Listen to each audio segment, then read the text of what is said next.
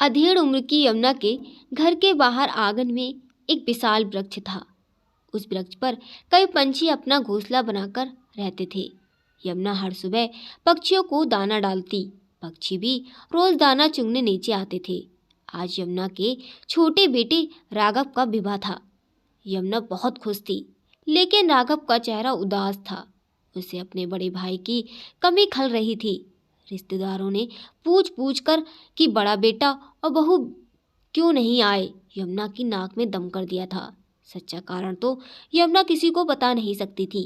उसने बात को टालते हुए कहा, बच्चे की परीक्षा का समय है, इसीलिए वे लोग नहीं आ पाए। उनकी परीक्षा खत्म होते ही आ जाएंगे। लेकिन लोगों को चैन कहाँ था। कानाफूसी चल रही थी। पंचायत करने के लिए सभी आतुर हो रहे थे। कोई कहता नहीं बनती होगी बहू से, इसीलिए नहीं आई। तो कोई कहता यमुना स्वभाव से कितनी तेज तर्रार है, झगड़ा हो गया होगा। देखना कुछ दिनों में छोटी भी चली जाएगी। धूमधाम के साथ राघव का विवाह संपन्न हो गया। अपने भाई और भाभी की कमी महसूस करता हुआ राघव अपने साथ अपनी पत्नी को ब्याह कर घर ले आया। राघव की घर की बात जानता था। छोटी से छोटी पर अपनी माँ और भाभी के बीच होने वाले तू तू मैं कैसे झगड़े का रूप ले लेती थी, उसे सब याद था। बात कभी बड़ी नहीं होती थी, उसे बड़ा बना दिया जाता था। इस तरह लगभग हर रोज की तरह घर में महासंग्राम छिड़ जाया करता था। राघव चिंतित था। वह सोच रहा था, माँ तो वह बदल नहीं सकता कि पिताजी कहाँ हैं, नहीं वरना माँ को समझाते। उनकी पत्नी श्वेता का स्वभाव समझदारी, विनम्रता और सहनशीलता वाला होना चाहिए था। वह श्वेता को जानता कितना ही था। कोई प्रेम विवाह तो था नहीं जो पहले से जाना पहचाना स्वभाव हो। सब कुछ भगवान भरोसे ही था। उसने सोचा कि वह श्वेता को पहले ही सब कुछ समझा देगा, कि माँ की बातों में एक कान से सुनकर दूसरे कान से निकाल दे, उनकी बातों को ज़्यादा ध्यान ना दे। रात को राघव ने अपनी पत्नी से कहा, श्वेता अब मुझे तुम्हें इस घर को संभालना है। श्वेता ने बीच में ही प्रश्न कर दिया, भैया भाभी क्यों नहीं आए राघव? राघव ने बिना छिपाए श्वेता को सब सच सच बता दिया। श्वेता, माँ और भाभी की आपस में बिल्कुल नहीं बनती। छोटी छोटी बातों पे बड़े बड़े झगड़े हो जाते थे। किंतु एक दिन तो माँ ने सारी हद पार कर दी।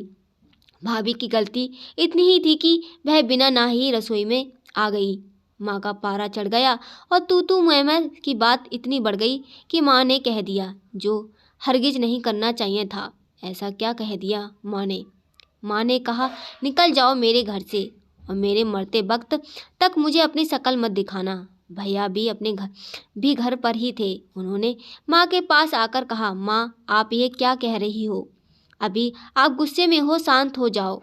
माँ ने भैया को भी कह दिया, जोरू का गुलाम बना फिरता है, तू भी चला जा। भाभी ने रो रही थी, भैया भी रोने लगे, लेकिन माँ का गुस्सा कम नहीं हुआ। बस उसके बाद भैया भाभी ने अलग रहना ही उचित समझा। रोज रोज की कलह से वे दोनों ही उकता चुके थे। एक ही शहर में अलग होकर रहने से अच्छा है भैया ने अपना तबादला ही करवा लिया। वह भी भाभी की तकलीफ कब तक यूं देखते। थोड़ी गलती भाभी की भी थी। उन्हें ये काम नहीं करना चाहिए था जो माँ को पसंद नहीं, किंतु वह भी अपनी चलाती थी। सहनशीलता उनमें कमी थी। शैतान ने बीच में कहा, हाँ राघव तुम सही कह रहे हो, ताली हमेशा दोनों हाथ से बजती है। श्वेता माँ के वो जहरीले शब्द भैया भाभी को सूल की तरह चुभ गए। उन्होंने घर छोड़ दिया। पता नहीं उन शब्दों के लिए आज तक भी माँ को पछतावा है या नहीं। श्वेता ने कटु वचन को तीर की तरह होते हैं, एक बार जीभ से निकल गए तो निकल गए, फिर वापस नहीं आते। जिसके दिल में जाकर वह कटु वचन लगते हैं उसे ऐसा आघात पहुंचाते हैं कि उनका आघाव नासूर बनकर ताउम्र उन्हें परेशान करता है। भैया भाभी के साथ यही हुआ। श्वेता मैं तुमसे यही उम्मीद लगा रहा हूँ कि तुम सब संभाल लोगी। भैया भाभी तो चले गए, किंतु हम माँ को अकेला छोड़कर कहीं नहीं जा सकते। हमें हमेशा यहीं रहना होगा माँ के पास। क्या तुम माँ के गुस्से और अपने प्यार और सहनशीलता से काबू में रख सकोगी? राघव तुम चिंता मत करो, मैं पूरी कोशिश करूँगी कि सब कुछ संभाल सकूँ। राघव क्या मैं माँ को इस भी बात का एहसास नहीं कि उन्हें इस तरह के शब्द नहीं कहने चाहिए? पता नहीं श्वेता, उनके दिल में क्या चल रहा है, किसी को कुछ बताती भी नहीं। मैंने कितनी बार उन्हें समझाया कि भैया भाभी को फ़ोन करके बुला लो, लेकिन वह अपनी जिद पर ही अड़ी हुई हैं। राघव और श्वेता भी सुहाग रात की शुरुआत इन्हीं बातों से हुई। इसके बाद सब कुछ भूलकर वे दोनों एक दूसरों की बाहों में खो गए। दूसरे दिन सुबह श्वेता उठकर कहा, राघव, अच्छा हुआ तुमने मुझे सब कुछ सच बता दिया। अब मुझे माँ के साथ सामंजस्य बिठाना शायद थोड़ा आसान हो जाएगा। मैं तो वैसे ही सब करूँगी जैसा वह चाहती हैं। Thank you Shweta, I love you. मुझे तुमसे ऐसे ही जवाब की उम्मीद थी। दूसरे दिन श्वेता के संघर्षों से भरी जिंदगी की शुरुआत हो गई। उसने राघव को तो दिलासा दे दिया, वह सब कुछ संभाल लेगी, किंतु उसके मन में तूफान उठा था। कई सवाल उठ रहे थे। वह सोच रही थी कि हे भगवान, यदि माँ का स्वभाव इतना तेज है तो कैसे निभाऊंगी वह 15 दिन तक अपनी बहू का प्यार बरसाने वाली यमुना धीरे धीरे अपने स्वभाव में असली रंग में दिखाने लगी। बात बात पर टोकना, श्वेता के हर काम में कमी निकालना, उसके हाथों से बने भोजन का अपमान करना, सब शुरू हो गया। राघव की बात तो ध्यान में रखते हुए श्वेता ने इन तरह की बातों पर बिल्कुल ध्यान नहीं दिया। इसी तरह चलता रहा। यमुना की हर तीखी बात को हंसकर वह सुन लेने वाली श्वेता अकेले में आंसू बहा लेती थी। सबके सामने वह हंसता चेहरा लेकर आती थी। धीरे धीरे समय बीतता गया। इतने स्वभाव वाली बहू पाकर भी यमुना का स्वभाव नहीं बदला। उसमें एक बेटे बहू को खो देने के उपरांत भी कोई परिवर्तन नहीं आया। यमुना का व्यवहार दिन प्रतिदिन बिगड़ता ही जा रहा था, जिसके कारण श्वेता के धैर्य का बांध अब टूट रहा था। राघव पहले की तरह अब भी सब कुछ जानता था, जबकि श्वेता कभी भी उससे किसी तरह की कोई शिकायत नहीं करती थी। श्वेता के चेहरे पर छूटी मुस्कुराहट की ही राघव के समक्ष सारे राज खोल देती थी। कभी कभी श्वेता की आंखों में डबडबाए आंसू चोरी छिपे राघव को दिख जाते थे। तब राघव का मन बैठ जाता था, क्या करूं, कैसी परिस्थिति को सुधारूं, बेचारा समझ ही नहीं पाता। यमुना हर रोज की तरह आज भी पक्षियों को दाना डालने में आंगन गई। पतझड़ का मौसम कुछ दिन पूर्व ही दस्तक दे चुका था। रात को काफी तेज हवा के साथ आंधी ने अपना रौद्र रूप दिखाया था। यमुना के आने के बाद संताबाई आंगन की सफाई कर पत्ते बाहर फेंका जा चुकी थी। यमुना ने दाने डालते, लेकिन वृक्ष ने कोई भी पक्षी नीचे दाना चुगने नहीं आया। तब यमुना ने अपने वृक्ष की तरफ नजर उठाकर ऊपर देखा तो आज उसका हरा भरा लहराता हुआ वृक्ष सूना दिखाई दे रहा था। धीरे धीरे पत्ते उसका साथ छोड़ रहे थे। यह दृश्य देखकर यमुना दुखी हो गई। उस पर घोंसला बनाकर रहने वाले पक्षी आंधी के रौद्र रूप देखकर अपना घोंसला छोड़कर कहीं जा चुके थे। यमुना सोच रही थी कि उसका हरा भरा वृक्ष कैसे सूख टहने की तरह हो गया, कि बिल्कुल खाली, बिल्कुल सूना। पक्षियों को तो आराम नहीं, पत्तों का भी साथ नहीं, इसीलिए वह भी यहाँ चले गए, किसी और घने वृक्ष पर अपना घोंसला बनाना, जहाँ उन्हें सुकून मिलेगा, उनका मन आनंदित होगा, उनकी सुबह रंगीन होगी, शाम आराम से शांति प्रिय वातावरण में उन्हें सोने देगी। यही सब तो चाहिए होता है।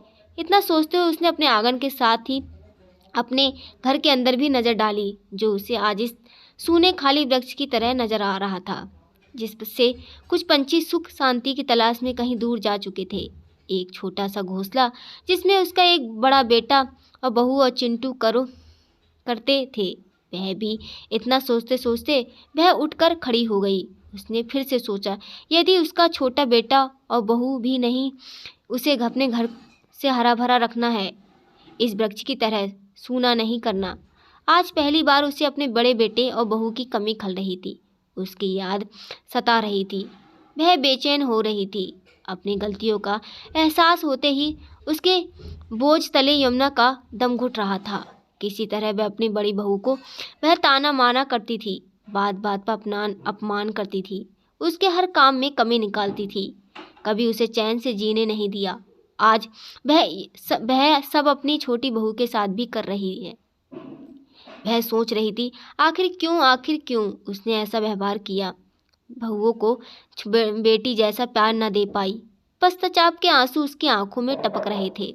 उन्हें सोचने के लिए आज तो उसके पास एक बेटा बहू है, लेकिन यदि वे उसके गुस्से की आंधी के रौद्र रूप में घबरा कर अपना घोंसला कहीं और बना लेंगे तो क्या करेगी।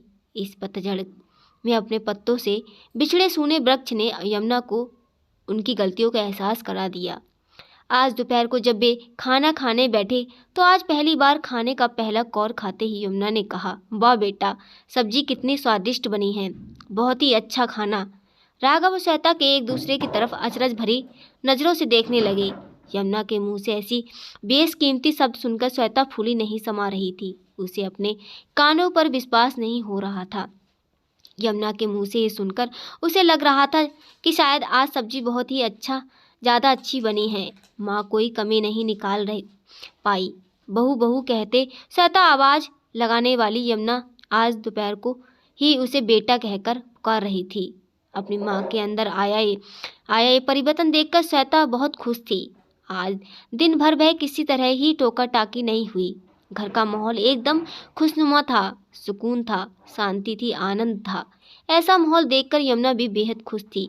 उसके मन में आज कोई तनाव नहीं था, क्योंकि वह आज पहली बार श्वेता के काम में कमी ढूंढने के बदले उसके काम की अच्छाई देख रही थी, और ऐसा कर उसे बहुत खुशी महसूस हो रही थी। श्वेता के हर काम में यमुना मदद भी करने लगी, उससे अच्छी अच्छी बातें करने लगी। राघव अब हर रोज श्वेता को खुश देखता और खुद भी खुश होता। ये खबर बड़े बेटे और बहू तक भी पहुंच गई। राघव ने यमुना से कहा, माँ भैया के फ़ोन आया है, मिलने बुलाया है। ये सोच रहा हूँ कि 3-4 दिनों के लिए जाकर मिल आते हैं। यमुना ने कहा, रुक जाओ। मैं जाकर सीधे फ़ोन उठाया। आज अपना अहंकार छोड़कर, स्वाभिमान छोड़कर उन्होंने अपनी बड़ी बहू को फ़ोन लगा दिया और कहा, हेलो। उधर से अंजलि की फ़ोन में उठाकर कहा, हेलो। कुछ पलों के लिए सन्नाटा छा गया। यमुना कुछ कह नहीं पा रही थी, लेकिन हेलो सब सुनकर अंजलि माँ की आवाज़ पहचान गई। उसी ने पहले कह करते हुए कहा, माँ। यमुना फूट फूट कर रोने लगी। उससे कुछ कहा नहीं जा रहा था। अब श्वेता भी वहाँ आ गई। उसने अपने आप को संभालते हुए कहा, यमुना ने कहा, अंजलि बेटा मुझे माफ़ कर दो। फ़ोन स्पीकर पर था। यमुना का बड़ा बेटा माधव भी वहीं पर था। वह भी सुनने लगा। अंजलि ने कहा, माँ आप ऐसा क्यों कह रही हो? नहीं बेटा, इस शादी में तुम्हारी तीनों की बहुत कमी लगी है। मैं अपने गुस्से में बोले गए शब्द वापस लेती हूँ। मैं तुम्हारा इंतज़ार करूँगी। यदि तुम मुझे माफ़ कर सको तो पता नहीं मैंने ऐसा क्यों किया। मैं जानती हूँ ज़्यादातर गलती मेरी ही थी। तुम्हारे जाने के बाद भी मुझे यह एहसास नहीं हुआ, लेकिन अब मुझे अपनी गलतियों का पश्चाताप करने का ऐसा मौका दे दो। नहीं माँ, आप ऐसा मत कहो, और प्लीज़ माँ आप रोया मत, बंद कर दो। गलती तो हमारी भी है। हमें भी आपके गुस्से में बोली बात के कारण घर नहीं छोड़ना चाहिए था, पर जो भी हो गया सो हो गया। हम आगे सब जितना भी अच्छा कर सकते हैं ज़रूर करेंगे। हम आ रहे हैं माँ, आप सबसे मिलने। अंजलि की फ़ोन पर रखने के बाद उसने जैसे ही माधव की तरफ देखा, उसकी आंखों में आंसू झलक रहे थे। अंजलि ने कहा, प्लीज़ माधव मत रो। एक माधव ने उसे रंग के केले लगाते हुए कहा, अंजलि इतने दिनों में कुछ इन्हें लम्हों का इंतजार था। कुछ दिनों पूर्व श्वेता के चेहरे पर छाई उदासी देखकर राघव के मन में कभी कभी दूर चले जाने का ख्याल आ जाता था, लेकिन अब वह ख्याल उसके दिमाग से गायब हो चुका था। अब तो वह हर रात श्वेता के चेहरे पे खुशी देखकर ही सोता था। चैन के सुकून से बेफिक्र होकर राघव ने सोच रहा था कि माँ के स्वभाव में यदि बदलाव न आता तो इस अच्छे बदलाव के कारण उसका घर सूना आंगन बनने से बच जाता। इसी बीच श्वेता प्रेग्नेंट हो गई। खुशियों ने कई गुना बढ़ गए। बड़े छोटे बहू का आना जाना भी चालू हो गया। वह तो पास के ही शहर में थे, हर रविवार को आते जाते थे। अब साथ में सुख शांति के समय व्यतीत करते थे। इस तरह यमुना के घर बिखरे संभल गया। यमुना सोच रही थी, पतझड़ के बाद कई कोपले फूट जाती थीं, वृक्ष ने फिर हरा भरा हो जाता था, घोंसला भी बन जाते थे, पक्षी भी चहचहाने लगते थे। लेकिन घर में यदि कोई जोड़ा अलग हो जाए तब उसका आपस में आना लगभग असंभव होता है। वह आंगन फिर से वैसा ही हरा भरा कभी नहीं हो पाता। वक्त रहते संभल गई, इसलिए छोटा बेटा बहू उसके साथ है, वरना उसके साथ ऐसा पतझड़ आता कि वह जीवन भर हरा भरा नहीं हो पाता। आंगन में बैठी यमुना आज अपने वृक्ष को निहार रही थी, जो फिर हरा भरा हो गया था। कई कोपले फूट रही थी, पत्तियां बड़ी होकर शोर मचाना शुरू कर रही थी। पक्षी घोंसला बना रहे थे। श्वेता ने एक बिटिया को जन्म दिया। घर में किलकारियां गूंजने लगीं। यमुना चिड़िया को चोंच में दाना देकर लेकर आती देख रही थी। वह कैसे अपने बच्चे को खिलाती है, देखते देखते सोच रही थी, कितने प्यार से हमने बच्चों को बड़ा करते हैं, हर दिन दुख सह लेते हैं, लेकिन बेटे के विवाह के में क्यों हमारा मन इतना छोटा हो जाता है। यह एक ऐसा प्रश्न था जिसका जवाब वह खुद भी नहीं ढूंढ पा रही थी। आपको कहानी अच्छी लगी हो तो कहानी को लाइक सब्सक्राइब कीजिएगा। धन्यवाद।